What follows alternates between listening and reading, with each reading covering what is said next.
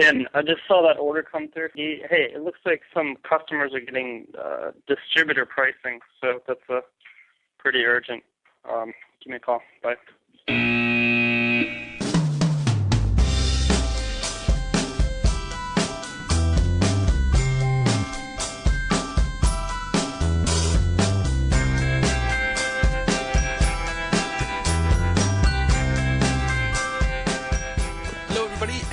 Welcome to the Lifestyle Business Podcast. Yeah, buddy, the only podcast on iTunes guaranteed to make you more attractive to the opposite sex. Today, I am joined by my captain, my CEO, a man who makes 3 sales before I finish my first morning coffee. How you doing, Ian? Hey, Dan. How's it going? I'm stoked, man, to do a little bit of the video conferencing podcast with you today.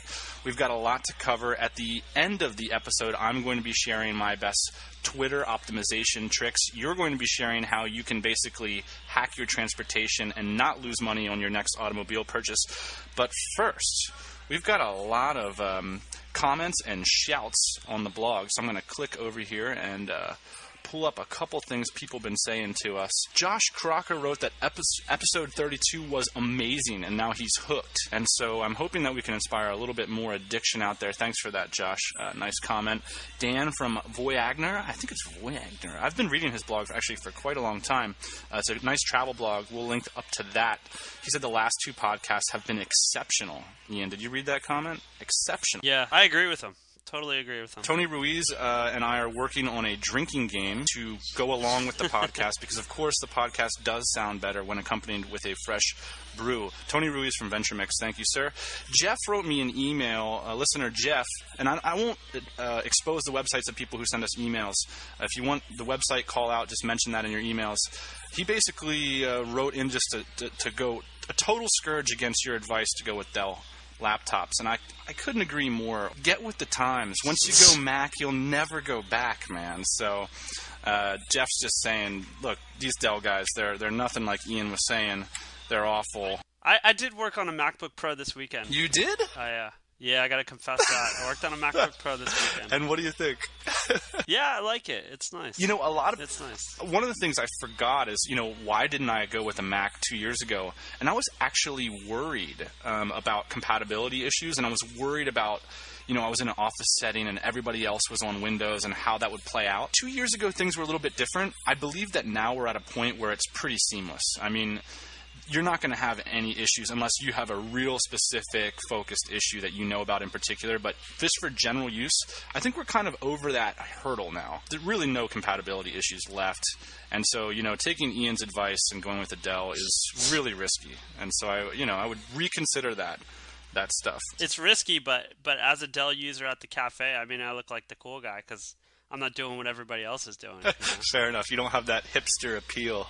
I also want to give a shout out to Chris at My Egg Noodles, of course, one of my favorite blogs. I'm just fortunate enough to be able to get some great advice from him on the back end, and he's really helped me out.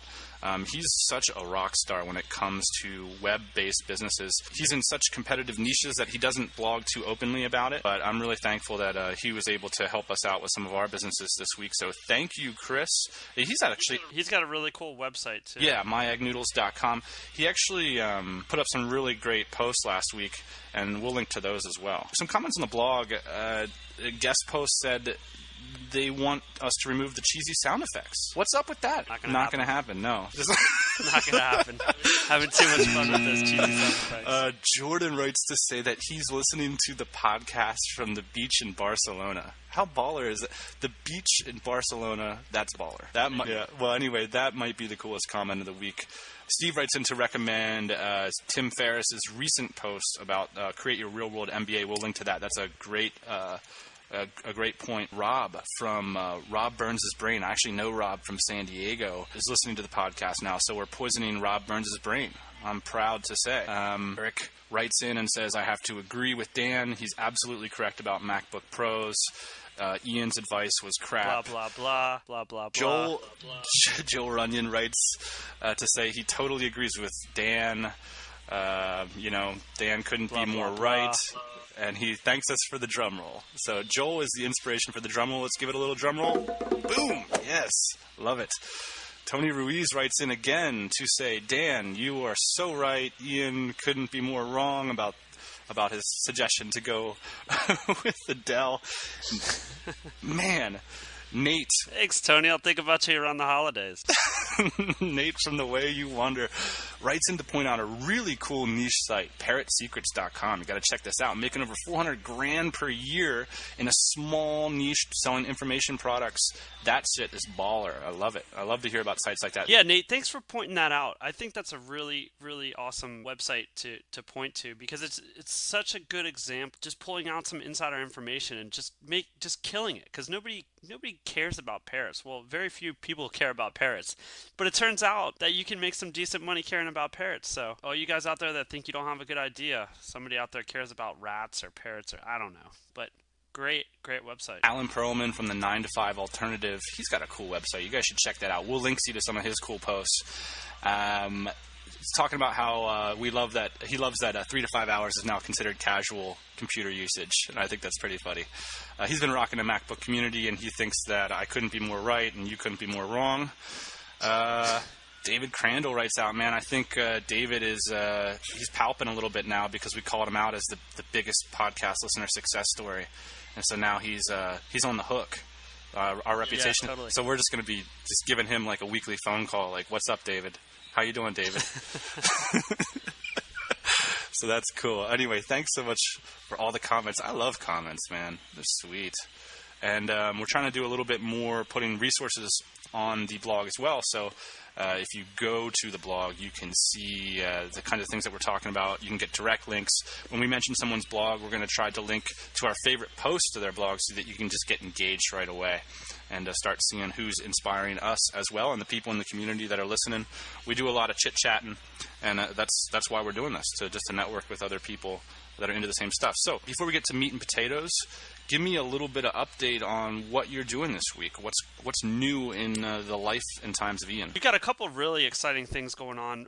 We're talking about developing a new website. We're just starting to get rolling on that, and it's going to be a huge challenge for us. It's kind of uncharted territory. We had a good month. We ended our month well. Numbers were up. Yeah, the beginning of the month, it was a little rocky, but we ended up well. I don't know. What's going on with you? Not a lot of news over here. This first semester of the Tropical MBA is almost finished. I think, Sean is going to stay on in our company because he's just been crushing it like a rock star. Sean better stay on, man. That guy. I'm so just tempted to just go out and do a million more Tropical MBAs, and actually I'm thinking of ways to do that this week. So going to be more paid internships for our company because it's working so well. One thing I really want to do is do a lot more business training and coaching and materials, and I think that the subsequent semesters can help us to develop those things like the Entrepreneur's Guide to Outsourcing in the Philippines, which is just a really high bandwidth task. I mean, it's really difficult to get a product like that launched, especially when you've got more than a full-time job going on. So that's one thing that's going on. The other thing that the MacBook Pro has been helping me out with is one of the things that I do is I'm traveling a lot. So I do 3-day weekends out to the islands every single week. One of the things I've really been experimenting with is, when you travel, Ian, sometimes you get that sense oh, I'm not going to get as much done because I don't have I'm not settled in an office and I don't have all this stuff. Yeah, sure. I've always resisted that because I think it sucks. It doesn't need to be a trade-off. I've experienced what I call zero-cost traveling, and two things made it possible for me. Number one is a wireless dongle, which allows me to get internet from anywhere. And number two is my MacBook, which has absurd battery life. Although I was making a 4-hour trip to a beautiful tropical island, I was working the whole way on a ferry and on the bus. It ended up being a zero-cost vacation. I was just as productive, and in the way I worked out the hotel rates and the food and everything, it actually was a zero-cost vacation in terms of time and money. That was a really cool feeling, and as I get prepared I'm taking a week-long trip out to the final frontier, Palawan, here in the Philippines. It's really important to me that I'm able to work adventure and travel into my life and still manage my team and still be productive. And I don't want to feel like it's a trade-off. And so actually the MacBook Pro and having internet access all the time from everywhere has really helped me make that leap forward. So that's been exciting for me. Yeah, that's my news. Yeah, baby. So today, what we want to talk about quickly in the meat and potatoes. So these are 5 perhaps mindsets that gurus wouldn't advocate, but that we think are critical to success. I realize that they have a product to sell and that want to make that appealing, and that, you know, you do sell based on ideals. But we're going to pull out 5 busting mindset issues that I don't see a lot of exceptions to. In fact, the only exceptions to these things I see are when I hear from the gurus. So maybe these guys have got it figured out. But I don't meet people in my real life don't follow these 5 things, you know, are pretty much not as appealing as what people are selling. Like the whole, hey, you don't have to work and grow your business on the side and outsource everything, and it's going to be cool, and you're going to make all this money, and life's going to be great, and you're going to have $100,000 a year in passive income. Things in the past few years, we've found that we can't live without, or we can't work without. Right. And so, you know, there's 2 real options here. I mean, one is that we might just be stupid and wrong and not as smart as these guys. And I totally accept that possibility. Can we get a buzzer right there? The second possibility is that these are outliers, and that's what I'm sensing, is that these are very rare situations when these things come about, and maybe that's the reason they turn around and become a guru. Then they've figured it out, and like, here's how you do it. But here are things that we found that we're going to call bullshit on 5 mindset issues, and see what you guys think about that. Yeah, the first point is working harder. Working harder works. The whole thing is like, there's this whole issue that Ferris and the trail of people behind him come up and say, look, if your business depends on you and depends on you making decisions, then you're not going to grow as fast. But here's the thing. What if you set up all the systems and you leverage yourself out of your business? Then all that you do is gravy and cream, and so it's continuing to work constantly on your business still supercharges your business. To me, it's just, it works. Like, working your ass off gets results. And, you know, I don't know clever ways around that. So people are saying that it can even be a downside. I don't understand how that could ever. You got to be smart about it, but hustling works, right? Yeah, hustling works. And, you know, Ferris is a hustler, and he works hard. I wouldn't believe him for a second if he told me he didn't work hard. He might be working on 50 things at once, but he's working hard on them all.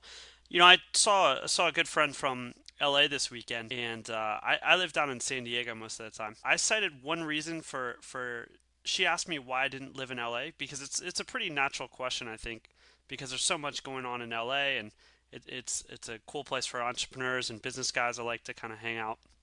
And she said, well, why don't you live in LA? You know, why don't you move up here? And I cited my one of my main reasons for not moving to LA is that I feel like I'm crushing it in San Diego because I'm working so much harder than most people here.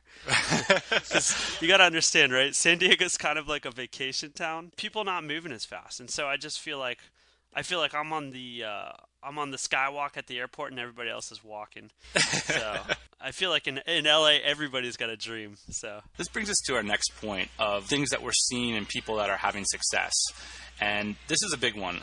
Obsession 24/7, 365. Business is the game. Entrepreneurship is the game where the lights never go off, so to speak. You know, I have these weird, twisted fantasies similar to what you were just talking about.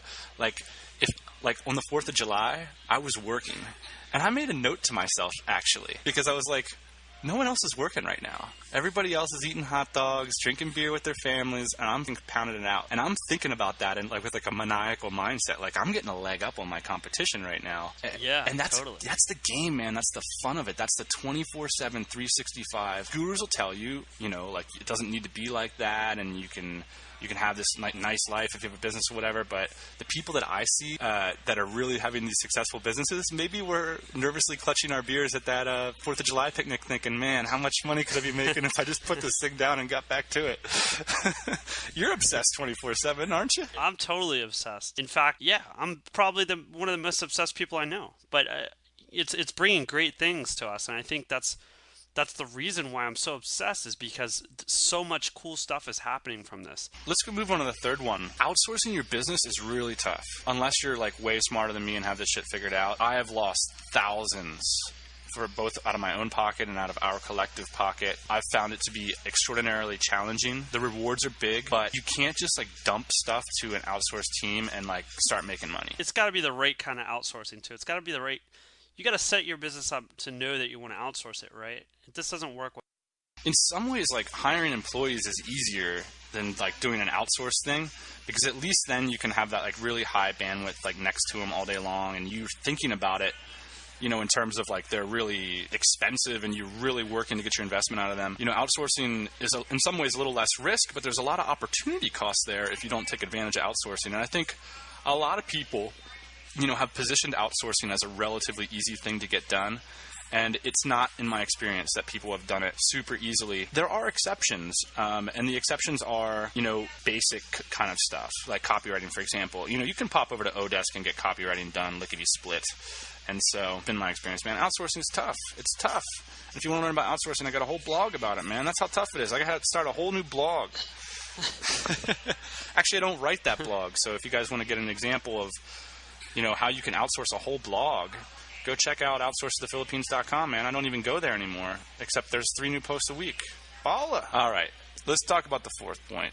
The fourth thing, the guru busting technique, is that to strategically put yourself in the right place and to have people give you honest feedback. I mean, people that are making it have a really accurate self-image. You ever know, you know, when you This is really tough for a lot of people. You know when you're having a conversation with that guy and he's got like this kind of, he says something sort of like semi-delusional, or he just does something where you can tell he's not picking up on a social cue. You just know immediately that he's not going to make it. He or she is talking and has no idea that you're not paying attention. Exactly. Or that you're not interested anymore. And like immediately it just clicks, like whatever this person is saying, like it's not going to happen, because they can't even get like this simple situation down. How on earth are they going to get something off the ground? I think this is a big thing, because here's the thing. Here's what the gurus say. They say anybody can do it, and that's not true. This is not what getting your own business off the ground that gives you $100,000 in passive income a year. That's not average. It's not Johnny average. That's not Johnny everyday Joe. That's Johnny exceptional. And so you need to start, if you're not doing things that are exceptional right now, that's cool. You need to be really strategic about how you're going to start being exceptional. And that all starts with having a really honest, objective view of where you're at. And some things you can do is like find people that can really give you honest feedback, because most people are just going to feed you shit, and that's not what you need. If you're the kind of guy that sits around and tells your friends about your dreams all day long and then never follows through on those dreams, realize that. Just stop talking about your dreams tomorrow and just start doing. Well, doing it also makes it awkward for your friends to start giving you real feedback, because it just gets awkward after a while, you know? Right, and you need people around you that are going to give you honest feedback. Absolutely. There's also a psychological principle which says, like, telling people about your plans gives you sort of a mental reward. It lets you enjoy the outcome a little bit before you've done anything about it. So you're actually more likely to do things if you don't tell people about them, according to some research. So that's another thing. So let's move on to the fifth point here, which is, the fifth point is feeling like you've got nothing to lose. People that make it, they don't give a shit if they go back to zero, because they know that they can start from scratch and make it happen. What gurus will tell you is that, like, you don't have to sacrifice anything. You can just have your cake and eat it too. For us, in order to break the rules and step out of the mold and take the risks that were necessary, we had to feel like we had nothing to lose. And that was a critical component to being successful for us, and it still is a critical component. It's still something that I consider every day. Yeah, I always have that mindset, and I know that you do too, is that if you woke up tomorrow nothing, with your business gone, maybe just your MacBook Pro in front of you, you'd be able to make it happen. It would be. And it's an interesting way, or it's an interesting mindset a lot of times to operate your business from. A lot of times if you operate your business that way, traditionally wouldn't have debt, traditionally wouldn't have a lot of problems that most businesses today have. So I think it's a really interesting experiment to think that way throughout the startup phase and through owning that business. All right, so now we're going to move on to the quick tips, tools, or funny jokes section. Ian, let's get started on what kind of a quick tip are you going to have for the audience today? Well, I've got a huge quick tip section, and I hope you guys enjoy it. Some of you know I'm a huge car guy. Dan is a huge car guy, so we talk cars all the time. So I've got 5 tips for buying a car on a budget, and I think this is pretty relevant to our audience because a lot of times our audience is bootstrapping. They don't have a lot of cash for a car. Maybe they're just coming back into town, like Mr. Sean Ogle is, and they need to get themselves some wheels for a good price. Absolutely. So I think it's really relevant to try and figure out how to spend the least amount of money and get a good car. And so the first thing you're going to be looking for when you're buying a car is I'm gonna suggest that maybe you're around the $2,000 to $5,000 range. So the first thing that you want to do is look for something probably from the 90s, and you're going to have to be patient with the process because it takes a while. So show up on Craigslist, but don't buy anything the first day. And so sing a little song to yourself that goes something like, Civic, Sentra, Corolla, Camry, mixed with a little bit of Mazdas. Stay away from the American cars, please. If I find out that somebody after listening to this bought a Ford Tempo for $500, don't do it. So most American cars from the 90s were just garbage. So the 80s and the 90s. So just completely stay away from the American cars. If you roll down the street, you'll notice most of the older cars on the street are Japanese. There's a reason for that because they last long. The first point is stick with Japanese in this price range. The second point is head to the hills when you're buying your car. You want to find a car that has all the maintenance records if possible. Maybe some guy that could afford a much more expensive car and he has this car. That way you know the maintenance is up to date. Look for things like records, all the 4 same tires. A guy that could really afford this car, maybe had it for 15 or 20 years, probably meant he took pretty good care of it. So that's a good question to ask when you're on the phone is how long have you owned the car? If they say 6 months, hang up the phone immediately. The third point here, once you've found your car for around $2,000 to $5,000. This is for when you show up. This is probably the biggest tip on the list and one of the biggest indicators if your car is running right.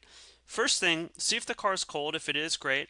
Have them start the car while you stare at the exhaust. If white smoke comes out, don't buy the car. If blue smoke comes out, don't buy the car. If gray smoke comes out, don't buy the car. Right here, this is a really important tip. See if any smoke comes out of the car when they first start it. If it does, it generally means that it's burning some fluids. It's going to be expensive to fix. There's a couple ways to protect yourself from buying a car with some engine problems. Most states have emission tests. So you have to bring your car in, you have to get an emissions test. That will basically tell you the general health of the motor. So if they have one of these tests and it passed, generally speaking, your car is in relatively good health, at least the motor. Spend the $25 on the Carfax. Make sure you get a clean title car. Don't ever buy a salvage title car. I realize sometimes they're less expensive. Generally, they've been in very serious accidents and haven't been fixed properly. So chances of you getting a good salvage title car are very, very small. The last thing you can do is you can spend $100 and bring it down to your mechanic, get a pre-inspection. If it's something that you really think you want, they'll check it out for you, tell you all the things that it might need. It's worth the $100 if you find a car that you think you might like. Take it down to the mechanic. For our fourth point, this is pretty important too. Look under the hood, smell for different leaks, and also check. Most of these cars from the 90s, typically speaking, you're going to get a 4-cylinder car if it's Japanese. Check for the timing belt. That's probably one of the more expensive things that you're going to have to fix on this car. So check for a timing belt sticker. Generally, there'll be a sticker in there the last time the timing belt was checked or replaced. Look and see if that was within 60 to 80,000 miles. Generally, that repair is going to be about $300. So if you're lucky, that's a big portion of your car. The other thing that you can do is that you can run your finger around the panels of the car. Look for consistent gaps in between the doors and the hood and the trunk. If you see a huge gap on the door or the trunk, you can assume that the car has been in a pretty major accident. Might not drive straight. So the last point, this is also important. Drive it for 30 minutes. Let it get hot. Don't just take it around the block. Floor it.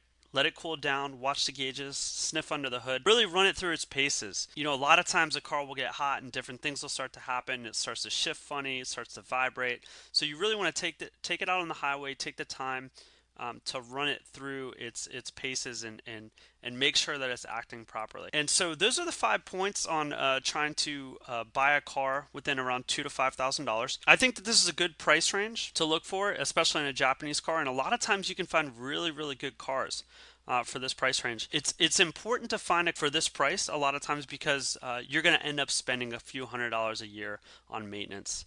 So you want to keep the initial cost as low as possible. What kind of mile threshold do you have for cars like this? I mean, I've seen you buy cars at 200,000 miles where, someone that knows less about fixing cars might be worried to do so. So what's your thoughts on that?